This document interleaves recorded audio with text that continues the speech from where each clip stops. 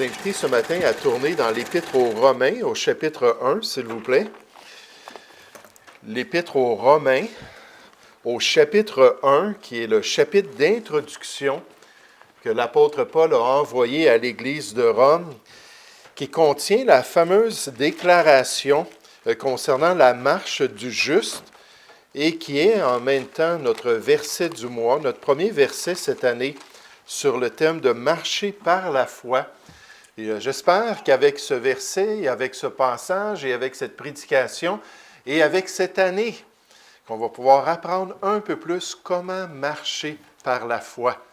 Dieu nous le demande, Dieu s'attend à ce qu'on puisse le faire, puis on a vraiment besoin de saisir comment le faire pour la gloire du Seigneur. Donc j'aimerais entamer ce sujet ce matin dans Romains chapitre 1, à partir du verset 13 jusqu'au verset 17. L'apôtre Paul dit aux chrétiens à Rome, « Je ne veux pas vous laisser ignorer, frères, que j'ai souvent formé le projet d'aller vous voir, afin de recueillir quelques fruits parmi vous, comme parmi les autres nations.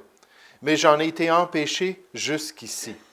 Je me dois aux Grecs et aux barbares, aux savants et aux ignorants. Ainsi, j'ai un vif désir de vous annoncer aussi l'Évangile à vous qui êtes à Rome. Car je n'ai point honte de l'Évangile.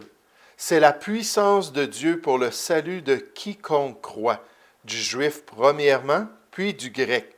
Parce qu'en lui, en l'Évangile, est révélée la justice de Dieu par la foi et pour la foi. Donc, deux niveaux de justice venant de Dieu, par la foi et pour la foi, selon qu'il est écrit, le juste vivra par la foi.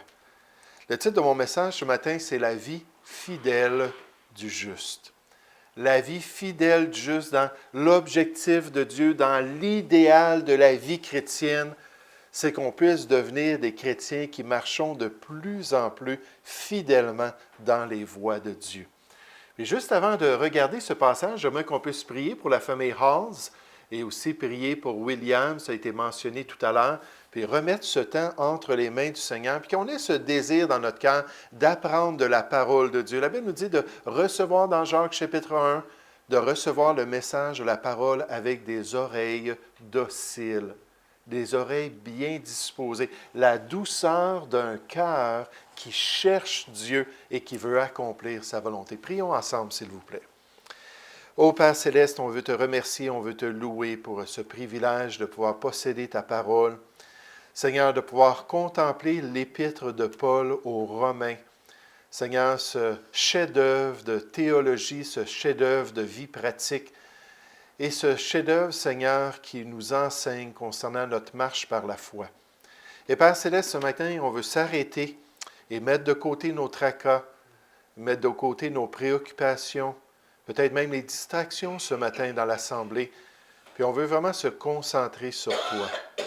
Père, puisses-tu nous permettre d'être bien disposés envers ta parole et puisses-tu nous permettre de la mettre en pratique dans notre marche de tous les jours. Guide, je te prie, Père, dans cette prédication et cet exposé de ton message. Aide-nous à devenir de meilleurs chrétiens cette année, nous te prions, au nom du Seigneur Jésus. Amen. Donc, ça a l'air que je vais prier pour les Halls tout à l'heure. À la fin du message, je suis désolé, j'ai totalement oublié William aussi. Mais la vie fidèle du juste. Puis alors qu'on regarde ce passage-là, puis qu'on apprend le contexte du passage, on remarque premièrement la marche de l'apôtre Paul. La marche de l'apôtre Paul, dans son introduction aux chrétiens de Rome, c'est comme si Paul ouvre son cœur.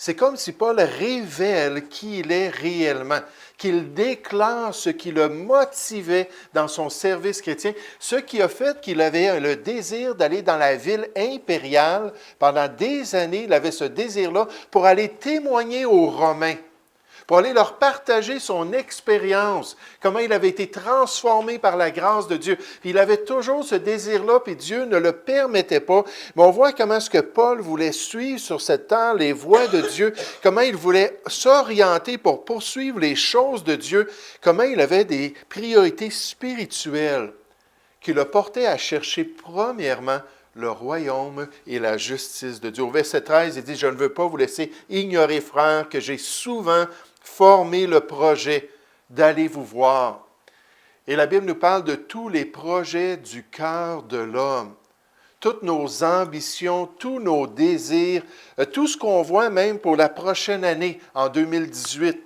Ce qu'on aimerait qu'il puisse changer dans notre vie, ce qu'on aimerait qu'il puisse être développé spirituellement, peut-être un meilleur service, peut-être un nouveau service et un nouveau ministère pour Dieu.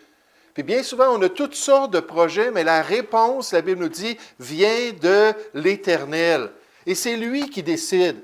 Il dit, « Je ne veux pas vous laisser ignorer, frères, que j'ai souvent formé le projet d'aller vous voir, afin de recueillir quelques fruits parmi vous, comme parmi les autres nations. Mais j'en ai été empêché jusqu'ici. » Pourquoi, Paul, est-ce que tu avais ce projet-là dans ton cœur? Pourquoi est-ce que tu visais la ville impériale de Rome? Il dit, « Je me dois aux Grecs et aux barbares, aux savants et aux ignorants. Ainsi, j'ai un vif désir de vous annoncer aussi l'Évangile à vous qui êtes en Rome. » Puis l'apôtre Paul avait cette passion dans son cœur. L'apôtre Paul avait cet appel particulier envers l'Évangile de Christ. Il le dit au début du chapitre. Puis il voulait aller partout, puis prêcher l'Évangile, puis partager ce que Dieu avait fait dans sa vie. Et ça, c'était son objectif. Paul est un bon exemple ici d'un chrétien qui est attaché aux choses d'en haut, d'un enfant de Dieu qui garde les yeux sur l'appel de son Sauveur, d'un croyant qui s'attendait un jour se tenir devant son Maître pour être évalué en face du plan divin de Dieu pour sa vie. Et ce n'était pas juste pour sa vie. Paul le partage ici, mais regardez comment il aborde les Romains à Rome. Au verset 8, il dit, « Je rends d'abord grâce à mon Dieu par Jésus-Christ, avant de vous écrire cette longue lettre au sujet de vous tous, de ce que votre foi est renommée dans le monde entier. » Puis il dit, oui, on a cette responsabilité, on est appelé à être des témoins de Jésus-Christ, et vous avez pris ça à cœur. Comme moi, j'ai un vif désir d'aller vous annoncer l'Évangile à Rome. Vous aussi, vous l'avez, ce désir-là. Vous aussi, vous êtes attachés à votre Sauveur.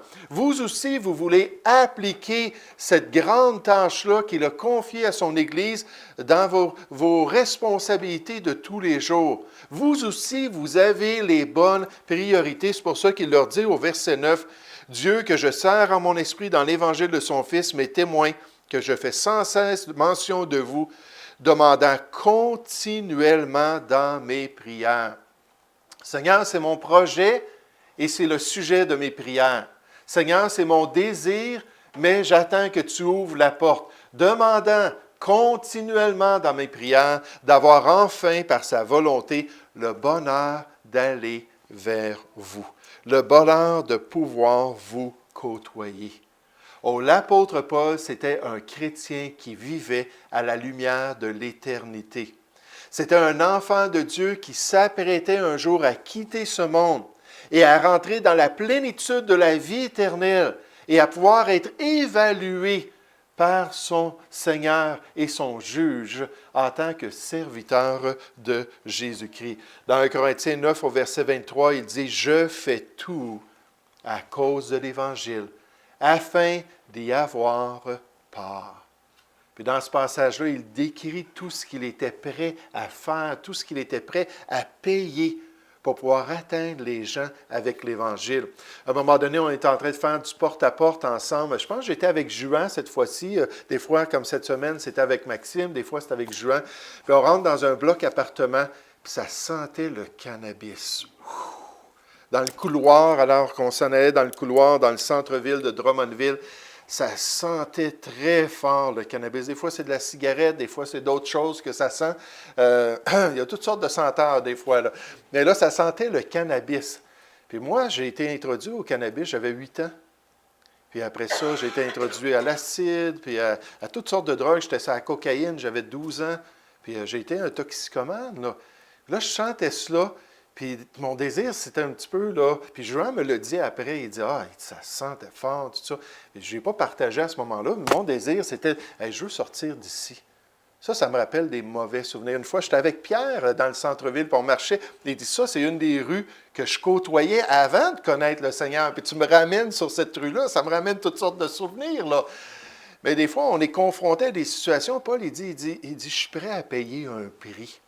Je suis prêt à mettre de côté là, mon petit confort personnel. Je suis prêt à atteindre les gens, que ce soit des savants. Je veux les atteindre, les philosophes épicuriens, puis stoïciens, puis tous les grands penseurs de l'époque, ou que ce soit des gens qui seraient considérés minables par la société, peut-être des gens de rue, des gens qui n'ont rien à offrir à Dieu. Il dit, c'est pas grave. Ils ont tous besoin d'être sauvés. Ils ont tous besoin de l'Évangile. Il dit, moi, je suis prêt à le faire. Puis il dit même, malheur à moi si je n'annonce pas l'Évangile. Malheur à moi devant mon Sauveur. Malheur à moi devant mon Dieu, dans ma relation avec lui, si je ne suis pas son appel pour ma vie, si je n'accomplis pas son plan pour mon existence. Puis on voit que l'apôtre Paul avait toute une marche dans le Seigneur. C'était un homme remarquable en tant que chrétien. Dans 1 Corinthiens 11.1, il dit « Soyez mes imitateurs, parce que moi, je suis un imitateur de mon Sauveur, de Christ même. Puis marchez dans mes voies, puis accomplissez le plan de Dieu. » Puis là, on pourrait se poser la question, à la lumière de ça, pourquoi est-ce que l'apôtre Paul avait une telle marche? Pourquoi est-ce qu'il était tellement préoccupé par la volonté de Dieu? Pourquoi dans sa marche chrétienne avait-il développé de telles priorités, puis un tel attachement à l'appel de Dieu? Puis qu'est-ce qui le gardait dans un ministère qui était pénible, un ministère qui était difficile, un ministère même qui était dangereux par moments? Combien de fois Paul a dit on était près de la mort? On était près de la mort. On était près de la mort. À cause qu'on suivait la volonté de Dieu. Qu'est-ce qui le gardait dans les voies de Dieu? Regardez au verset 16. Il dit, car je n'ai point honte de l'Évangile, la bonne nouvelle de Dieu. C'est la puissance de Dieu pour le salut de quiconque croit, et je sais les effets que ça peut avoir sur les Sauls de Tarse. Hein, Paul, il dit, je le sais parce que moi-même, j'ai été un Saul de Tarse. Je sais comment ça peut transformer une vie du Juif, premièrement, puis du Grec, parce qu'en lui, l'Évangile est révélé la justice de Dieu par la foi et pour la foi, selon qu'il est écrit, le juste vivra par la foi. Pourquoi est-ce que l'apôtre Paul marchait une telle marche chrétienne? C'est tout simplement comme le juste, il avait appris à marcher par la foi. Il avait appris à se détourner de tout ce qu'il voyait, l'opposition des Juifs, les dangers auprès des brigands, toutes les situations qu'il pouvait expérimenter. Il avait cessé de regarder avec ses yeux naturels pour regarder ce que Dieu lui promettait, pour regarder comment Dieu allait l'accompagner. Il était prêt à s'attacher aux Écritures puis à marcher en conséquence dans sa vie de tous les jours pour pouvoir plaire à celui qui avait inspiré la parole de Dieu, puis être en mesure de lui plaire, en mesure de vivre pour lui. On pourrait dire que l'apôtre Paul mettait quotidiennement les lunettes de la Bible. Il mettait quotidiennement les instructions de Dieu devant ses yeux, pour pouvoir le guider, pour pouvoir marcher en correspondance avec le plan de Dieu, pour pouvoir être en accord avec l'appel de Dieu dans sa vie. Dans 2 Corinthiens 5, au verset 7, il dit « Car nous marchons par la foi et non par la vue. » On est prêt à faire la volonté de Dieu. On est prêt à accepter la révélation de Dieu et la placer au-dessus de nos expériences humaines pour nous soumettre au plan de Dieu dans notre existence. Hein, on a un conflit dans notre cœur envers ce que Dieu veut, puis envers ce qu'on ressent, envers ce qu'on expérimente. La parole de Dieu est plus importante. On va la serrer dans notre cœur, on va l'élever devant nos yeux pour dire « Non, Seigneur, par la foi. » Parce qu'évidemment, ce n'est pas par la vue. Et ce n'est pas par mes sentiments. Par la foi, je vais te suivre et accomplir ta volonté. Par la foi, je vais persévérer dans tes voies. Par la foi, je vais combattre le bon combat, puis je vais achever la course, puis je vais remporter la médaille. alors que je suis prêt à continuer jusqu'à la ligne d'arrivée pour pouvoir t'honorer dans ma vie. Je racontais ça cette semaine, l'analogie que la parole de Dieu présente envers les compétitions athlétiques de l'époque. Il y avait 4 grandes compétitions. Nécessairement à Athènes, il y avait les compétitions olympiques, il y avait les compétitions isthmiques juste à côté de la ville de Corinthe, sur l'isthme de la ville de Corinthe. Puis il y avait un stade qui était construit là. Paul en parle dans 1 Corinthiens chapitre 9. Il dit, vous savez, quand vous allez voir ces compétitions-là, vous voyez ces gens-là qui payent un prix pour une couronne qui ne dure pas. Il dit, pourquoi est-ce qu'on ne serait pas des champions pour le Seigneur? Pourquoi est-ce qu'on ne courrait pas de manière à remporter nous-mêmes? Il y avait les compétitions néméennes, puis il y avait les compétitions delphiques. Les 4 grands endroits de compétition à l'époque. La parole de Dieu utilise ça pour nous montrer comment on devrait courir avec persévérance. Hébreux chapitre 12, au verset 1. Dans cette carrière que Dieu a choisie pour nous. Puis on devrait s'en aller avec les regards sur Jésus. Vous savez pourquoi? Parce qu'on posait un siège juste à la fin du dernier tournant dans le stade. Un tour du stade, ça s'appelait un stade. On arrivait dans le dernier stade, puis là, on mettait le siège, puis le juge s'assoyait là. Puis là, on tournait le dernier quart de mille, il se levait, puis il positionnait la couronne comme cela. Puis il mettait ça devant les coureurs. Ayant les regards sur Jésus, ayant les regards sur notre juge qui veut nous couronner, il veut vraiment pouvoir se manifester dans notre vie. Mais donc, à la lumière de cette marche-là que Paul faisait, on peut se poser la question, mais qu'est-ce que c'est l'essentiel? Qu'est-ce que c'est l'essentiel? On va voir en 2018 des exemples, d'autres passages. On va apprendre à travers les expériences des chrétiens dans la parole de Dieu. Mais qu'est-ce qu'on doit retenir ce matin? Le juste vivra par la foi, la Bible nous dit. Qu'est-ce que c'est que l'essentiel de vivre par la foi? Juste un petit détail que j'étudiais un peu cette semaine. La préposition ici, par, c'est la préposition ek en grec. Ek, qui souvent fait partie aussi de la langue française, qui est ex, EX, qui veut dire hors de. Donc, ça veut dire le juste vivra hors de la foi, à partir de la foi, selon la foi, d'après sa foi, en accord avec la foi, ou selon ce que sa foi lui dicte.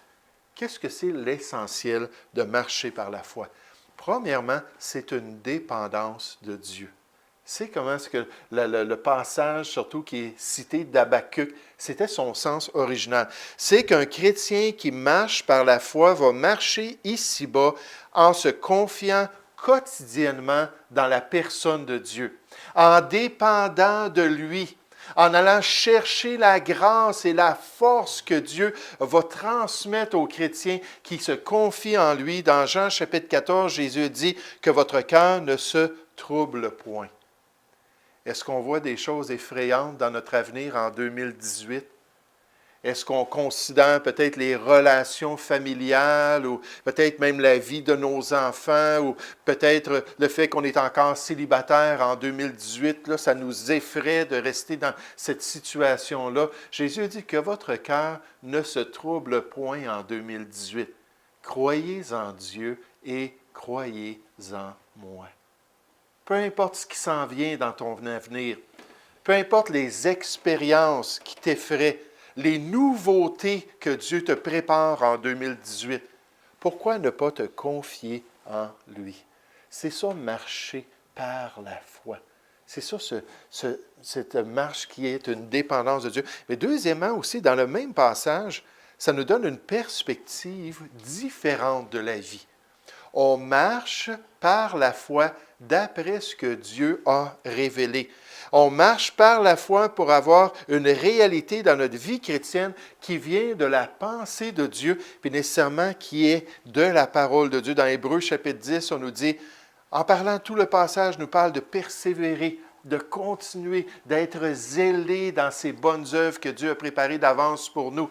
Puis il dit, le Seigneur s'en vient un jour, puis il va nous récompenser, mais il s'attend à ce qu'on continue, puis qu'on aille de l'avant, puis qu'on soit prêt à s'attacher à sa volonté, à son plan, à son appel, c'est-à-dire encore un peu de temps Celui qui doit venir viendra, et il ne tardera pas, et mon juste vivra par la foi.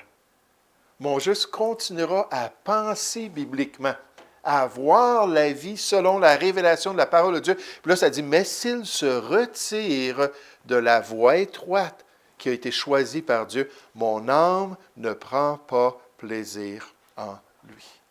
Puis où est-ce qu'on trouve cette foi-là? Nécessairement, la foi vient de la parole de Dieu. La foi vient de ce qu'on entend, vient de ce temps-là qu'on prend dans notre culte quotidiennement, à étudier la parole de Dieu, à lire, même à mémoriser les Écritures, à appliquer le contenu des Écritures dans nos décisions.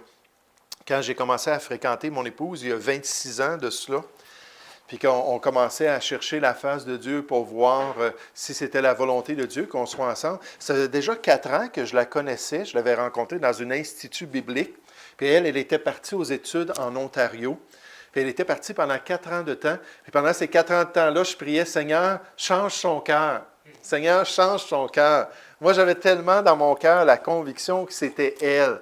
J'avais tellement la paix que c'était la personne, l'âme sœur, peut-être qu'on pourrait dire que Dieu avait préparé cette aide-là pour qu'on puisse servir le Seigneur ensemble, qu'on puisse vraiment grandir dans les voies de Dieu. Mais elle, non, elle pensait au champ missionnaire, puis certainement, au moins, Dieu lui avait montré que c'était un pasteur qu'elle allait marier. Mais à cette époque-là, j'étais juste un professeur dans une école chrétienne. C'était pas grand-chose. Puis ça a pris 4 ans de travail pour que Dieu l'amène à changer son cœur. Puis finalement, lorsqu'elle a complété son baccalauréat en éducation, là, on s'est mariés tout de suite après qu'elle ait complété, puis on a commencé à marcher ensemble. Mais quand on parlait ensemble, on s'est posé la question, mais qu'est-ce qu'on recherche? La Bible nous dit que ça soit dans le Seigneur. Ça, c'est l'idéal, 1 Corinthiens 7,39, qu'on ne se mette pas sous un joug étranger, donc que ça soit dans le Seigneur. Puis là, j'ai dit, mais qu'est-ce que je recherche chez une femme dans le Seigneur? Puis là, tout de suite, dans mon esprit, c'était une femme avec les bonnes priorités. Une femme qui cherchait le royaume de Dieu, une femme qui voulait marcher selon l'appel que Dieu avait pour elle, selon les dons qu'il lui avait confiés, une femme qui était zélée pour les choses de Dieu, que venir à l'Église, ce n'était pas un fardeau, ce n'était pas un problème pour elle, c'était juste normal de pouvoir servir dans l'Église locale, de pouvoir trouver ce que Dieu lui avait donné comme aptitude, puis mettre ça au service des chrétiens pour l'édification commune. Mais là, plus que je lui parlais, plus que je la regardais, plus que je me disais « Wow! » C'est un peu comme dans Genèse 24, vous vous souvenez, le serviteur d'Abraham qui va pour chercher un fils pour Isaac. Puis il dit « Seigneur, il dit, la jeune fille que tu veux pour Isaac, là, fais en sorte qu'elle me donne de l'eau. » Puis dans les coutumes, un étranger, tu ne lui donnais pas d'eau. Puis ensuite, qu'elle en donne pour mes 10 chameaux, 250 gallons d'eau. Puis en plus de ça, c'était le puits qu'il fallait descendre jusqu'en bas pour aller chercher l'eau pour ramener. Puis là, elle arrive, Rebecca, puis il dit, est-ce que tu peux me donner de l'eau? Il dit, ah, pas de problème.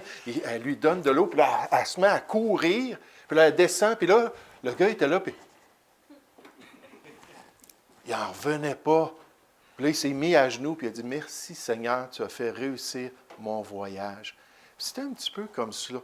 Mais vous savez, ce qui a fait la différence, c'est que finalement, on a vu qu'on avait les mêmes priorités, qu'on s'en allait dans la même direction. Parfait.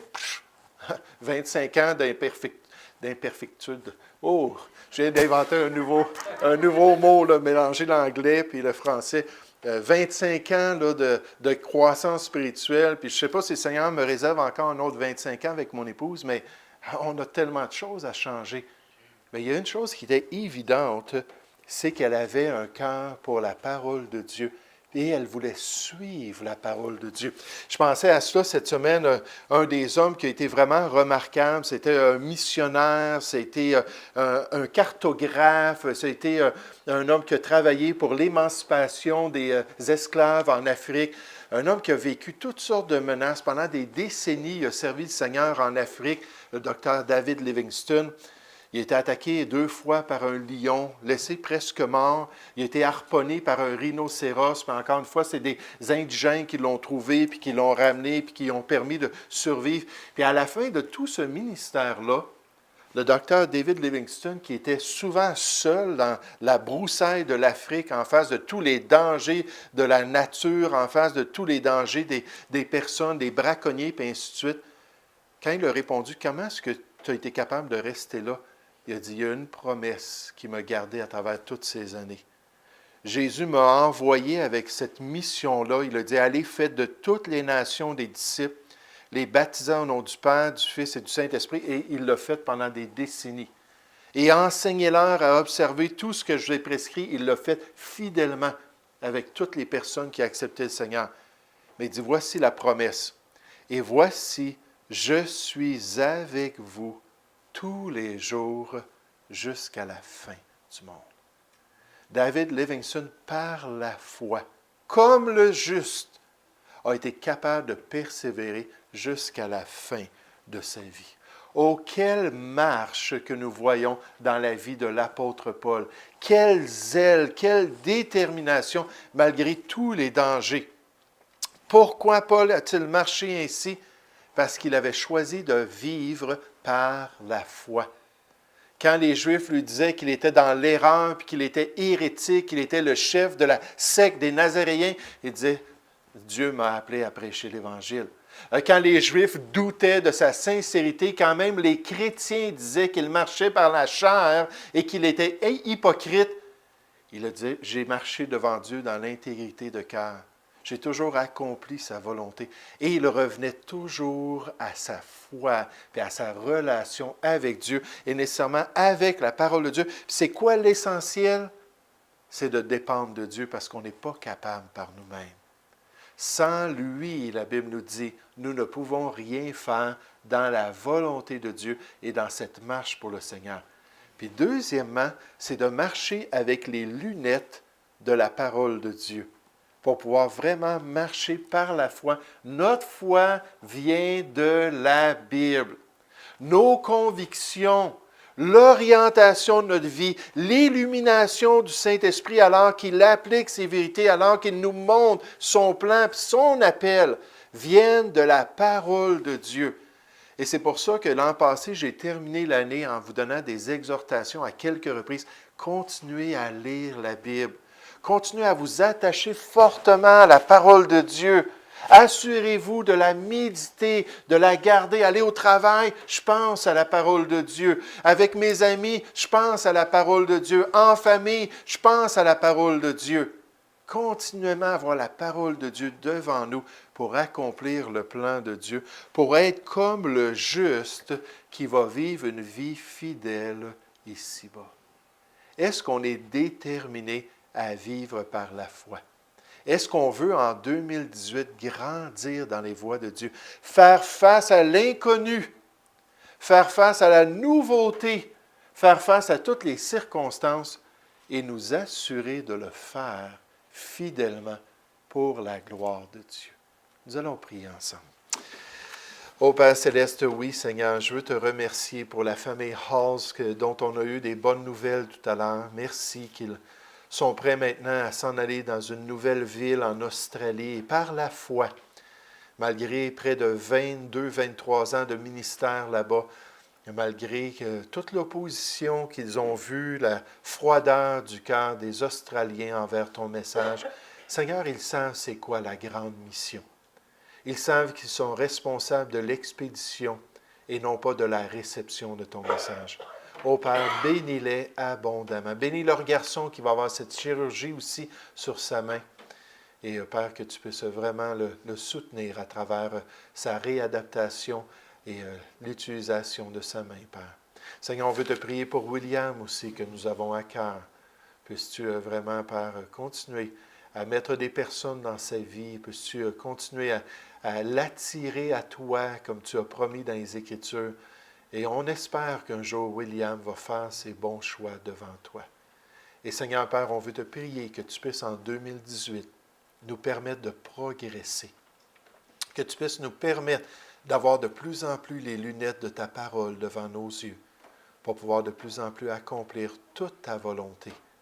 Et un jour pouvoir quitter ce monde avec une bonne conscience. Seigneur, nous te prions au nom du Seigneur Jésus. Amen.